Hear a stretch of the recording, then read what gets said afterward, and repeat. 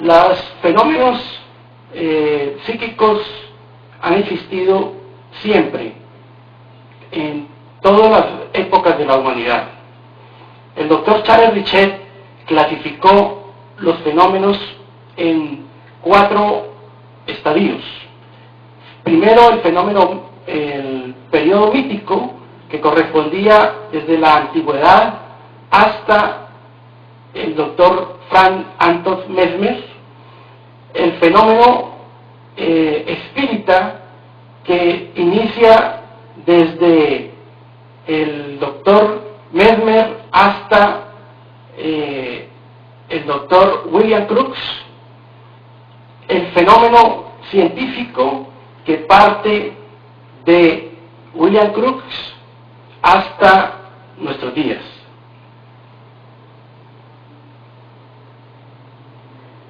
El periodo de la Edad Antigua está lleno de fenomenología mediúmica.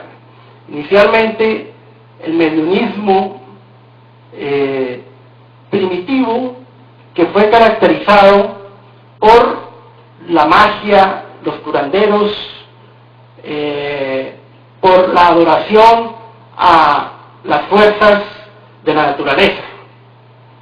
Posteriormente al mediunismo primitivo aparece el mediunismo revelador. El mediunismo revelador, característico de los pueblos antiguos de Grecia, de Egipto, de la India. ¿Recuerdan ustedes históricamente los oráculos griegos, donde se presentaba el futuro, donde se interrogaba sobre determinadas guerras y sobre determinadas situaciones políticas del momento? Estos fenómenos reveladores se dieron también en los hindúes. Ustedes saben que la Atharva Veda, por ejemplo, es un libro revelador de fenómenos paranormales. Los egipcios creían en la inmortalidad del alma y creían en la comunicabilidad del alma. Ellos, el libro de los muertos de los egipcios es un compendio de mediunidad y de fenómenos paranormales. Pero siguiendo avanzando en ese periodo mítico que hablaba de Richet, encontramos también la mediunidad profética del Antiguo Testamento.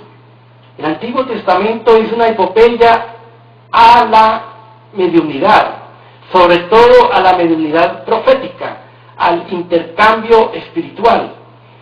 Recordemos, por ejemplo, Moisés, cuando casi que su momento de iniciación, cuando reúne los 70 ancianos alrededor del tabernáculo, y allí aparece Yahvé materializado, que era el guía espiritual del pueblo hebreo y de Moisés. Aparece materializado y depositando sus manos hacen que estos ancianos profeticen. Recordemos también que Moisés sube al monte Sinaí y en un fenómeno de efectos físicos por neumatografía aparecen las tablas de la ley, que son la primera o constituye la primera revelación divina. Recordemos también con Moisés episodios de videncia de espíritus, de audición de espíritus. El Antiguo Testamento está lleno de paranormalidad. Es un libro realmente muy interesante para dar testimonio del intercambio espiritual. Recordemos, por ejemplo, Samuel, el profeta Samuel, a quien los judíos consideran la segunda figura después de Moisés. Recordemos el profeta Saúl, cuando habiendo él prohibido la comunicabilidad, en un momento de desesperación se disfraza y se va a buscar a la pitonisa de Endor para que le vaticine sobre el futuro de su pueblo. En el Deuteronomio, Moisés hace una prohibición, no de la mediunidad como tal, sino del abuso de la comunicabilidad, del uso inadecuado de la paranormalidad.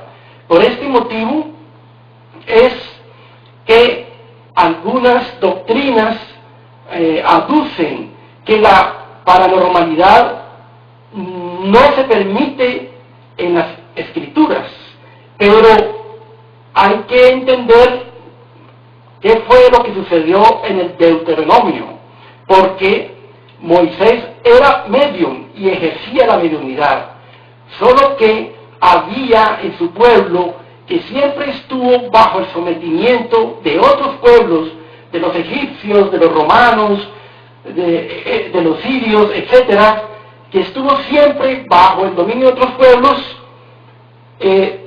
no tenían después de su libertad una organización, una estructura, no tenían una situación de sociedad que permitiera el orden. Por lo tanto, observamos el caos inicialmente en estos pueblos. La mediunidad después aparece con Jesús. El Nuevo Testamento está lleno de fenómenos. Recuerden ustedes Zacarías, cuando el ángel le vaticina el nacimiento de Juan Bautista. Recuerden ustedes la aparición del arcángel San Gabriel a María Santísima. Recuerden ustedes a los pastores el advenimiento que los espíritus daban a la venida de Jesús. Recuerden ustedes el sueño profético que tuvo José para que se trasladara a Egipto para evadir los crímenes de Herodes. Recuerden ustedes el fenómeno del Pentecostés, cuando lenguas de fuego se materializan y se posan sobre las personas para hablar en diferentes idiomas, fenómeno de xenoglosia, y la cantidad de episodios que formuló Jesús en las curas de todo tipo a los enfermos. ¿Y qué decir de la aparición del Maestro Jesús a Saulo, hablándole a Saulo: Saulo, ¿por qué me persigues? Es un fenómeno no solamente de evidencia, sino de audición, donde un ser extracorpóreo se comunica con un ser corporal. La Biblia está llena, y no terminaría yo de enunciar uno a uno la fenomenología que allí se consigna. Traigo acá de Sócrates una parte muy interesante donde él explica la comunicabilidad del alma. Los demonios llenan el intervalo que separa el cielo de la tierra, no entrando nunca la divinidad en comunicación directa con el hombre. Por la mediación de los demonios, la palabra demonio significa espíritu. En griego, daimon, viene del daimon, espíritu. Es como se comunica y habla con él, sea en estado de vela o durante el sueño. Ahí Sócrates estaba explicando que Dios se comunicaba con el hombre a través de los espíritus y que lo hacía ya sea en estado de vigilia o ya sea en estado de sueño. Estamos hablando de siglos antes de Jesucristo. Pero los fenómenos mediúnicos continuaron con Jesús. Recuerden ustedes la transfiguración en el monte Tabor, la aparición de dos espíritus que habían abandonado la tierra muchísimos años atrás, Moisés y Elías. Moisés tenía 400 años de haber partido de la tierra y Elías tenía 800 años. ¿Cómo nosotros explicaríamos la fenomenología si no es a través de la comunicabilidad? Y Juan, el apóstol Juan escribe: amados, no creáis a todo espíritu, sino probad los espíritus si son de Dios. Aquí Juan estaba diciendo que los espíritus se comunicaban por doquier, pero que había clases de espíritus y que teníamos que saber escoger la verdad dentro de toda esa comunicabilidad. Pero aquí la belleza del mensaje nos indica también cómo para los cristianos y cómo para los judíos la comunicabilidad de los espíritus era un fenómeno natural. Era un fenómeno natural. ¿Qué decir de las apariciones de Jesús? Cuando se aparece a María de Magdala. Se aparece María de Magdala y ella intenta tocar su cuerpo vaporoso y Jesús dice: detente. Porque la aparición era fluídica, no era en cuerpo y alma, era fluídica. Y el Nuevo Testamento nos habla también de materializaciones mucho más densas cuando Jesús camina por Emaús con los dos discípulos que no le reconocieron porque él asumió la postura de un forastero caminante. Aquí se demuestra cómo también los espíritus pueden asumir formas diferentes a su apariencia regular. Cuando aparece y desaparece entre los apóstoles, demostrando que podía traspasar la materia. Aquí hay un fenómeno netamente paranormal, un fenómeno netamente parapsíquico, que corresponde al fenómeno de materializaciones de espíritus. Y la completa materialización cuando en presencia de Tomás, el incrédulo, le dice que le permite tocar sus llagas. Es un fenómeno de materialización completa. Aquí se demuestra cómo Jesús también conocía, practicaba y socializaba la comunicabilidad de los espíritus. ¿Y qué tan importante fue las materializaciones para la credibilidad de la humanidad en ese momento y hasta el día de hoy?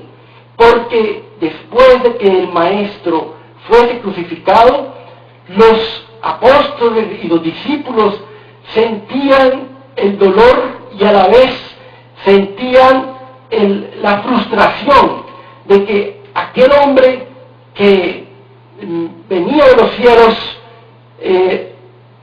no se manifestara posteriormente para dar testimonio de la vida espiritual. Y qué importante fue estos fenómenos de materializaciones para que los cristianos dieran su vida, su mente y su corazón al cristianismo primitivo en su pureza fundamental. ¿En dónde entonces empieza la modificación? Resulta que los primeros cristianos tenían la comunicabilidad como una guía fundamental de sus iglesias. Para ellos, iglesias era más que un monumento, era la reunión de personas bajo la dirección de un obispo que era como su guía espiritual. Entonces, en medio de estas iglesias había la comunicabilidad de los espíritus y el cristiano primitivo estaba recibiendo una amenaza cada vez más fuerte, y era la implantación del cristianismo como religión oficial y ortodoxa del Imperio Romano. Aquí, en este momento, cuando el hombre empieza a ganar poder y a ganar situación social, empieza a desvirtuar un poco el mensaje de Cristo, y aquí es cuando entonces la comunicabilidad de los espíritus se vuelve un tanto incómoda, porque los espíritus hablaban a todos, no necesitaban una jerarquía para la comunicación, no necesitaban un concilio para comunicación, era espontáneo, era a los hombres de bien, y por lo tanto muchas verdades se revelaban fuera del ámbito jerárquico, eclesiástico, y esto llevó a que la mediunidad fuese prohibida en el Concilio de Nicea 325 años después de Cristo. Es una decisión de concilio, no una decisión filosófica de los primeros cristianos. Pero a pesar de las prohibiciones, los espíritus han seguido comunicándose. Agustín de Hipona dice, hablo comillas, los espíritus de los muertos pueden ser enviados a los vivos, pueden revelarles el porvenir que ellos han sabido, ya por otros espíritus, ya por los ángeles, ya por revelación divina. Está en De Cura Pro Mortis de Augusto de Hipona.